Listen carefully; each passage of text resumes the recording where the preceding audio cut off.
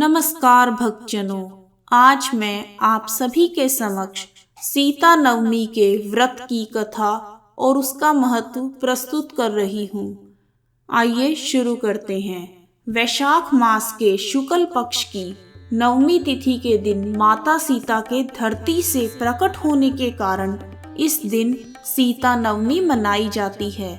इसे जानकी जयंती भी कहते हैं। सीता नवमी के दिन भक्तजन माता सीता के निमित्त व्रत रखते हैं और मान्यता है कि जो मनुष्य सीता नवमी के दिन प्रभु श्री राम एवं माता सीता का विधि विधान से पूजन करते हैं, उन्हें सभी तीर्थों का पुण्य प्राप्त होता है।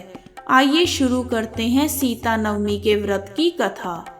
एक बार मारवाड़ में एक अति श्रेष्ठ वेदों के ज्ञाता धर्मपरायण ब्राह्मण निवास करते थे। उन ब्राह्मण का नाम देवदत्त था। उनकी एक बड़ी रूपवती पत्नी थी, उसका नाम शोभना था।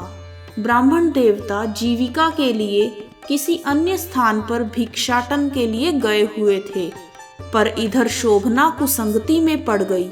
अब तो पूरे गांव में उसके निंदित कर्मों की चर्चा होने लगी, परंतु उस मंद बुद्धि स्त्री ने गांव को ही जलवा दिया। दुष्कर्मों में रत रहने वाली स्त्री की जब मृत्यु हुई तो उसका अगला जन्म चांडाल के घर में हुआ। पति का त्याग करने के कारण वह चांडालिनी बनी। गांव जलवाने के कारण उसे कुष्ठ रोग हो गया तथा दुष्कर्मों के कारण वह अंधी भी हो गई।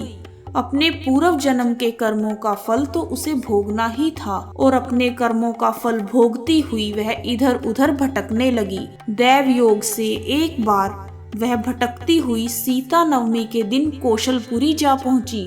सीता नवमी के पावन उत्सव पर भूख प्यास से व्याकुल वह दुखियारी इस प्रकार प्रार्थना करने लगी, हे सज्जनों, मुझ पर कृपा करके कुछ खाने के लिए दे दो, मैं भूख से मर रही हूँ। ऐसा कहती हुई वह स्त्री श्री कनक भवन के सामने बने 1000 फूलों से सजे हुए खंभों से गुजरती हुई उसमें प्रविष्ट हुई। उसने फिर से आवाज लगाई, भैया कोई तो मेरी मदद करो, मुझे कुछ भोजन दे दो। इतने में एक भक्त ने उससे कहा, हे देवी, आज तो सीता नवमी है, भोजन में अन्न देने वाले को पाप लगता है, इसलिए आज तो अन्न नहीं मिलेगा। तुम कल आरती के समय आना, ठाकुर जी का प्रसाद तुम्हें भरपेट मिलेगा। परंतु वह नहीं मानी। तब भक्त ने उसे तुलसी और जल प्रदान कर दिया। वह पापिनी भूख से मर गई, अनजाने में ही सही, पर उसने सीता नवमी का व्रत पूरा कर लिया। अब तो सीता माँ ने उसे समस्त पापों से मुक्त कर दिया। इस व्रत के प्रभाव से वह पापिनी निर्मल होकर स्वर्ग में आनंद पूर्वक कई वर्षों तक रही। तत्पश्चात वह कामरूप देश के महाराज जय सिंह की महारानी कामकला के नाम से प्रसिद्ध हुई। उस महान साध्वी ने अपने राज्य में अनेक देवालय बनवाए, जिनमें जानकी रघुनाथ की प्रतिष्ठा करवाई। जय सीता मैया। कथा समाप्त। कहानी सुनने वालों का भी भला और सुनाने वालों का भी भला।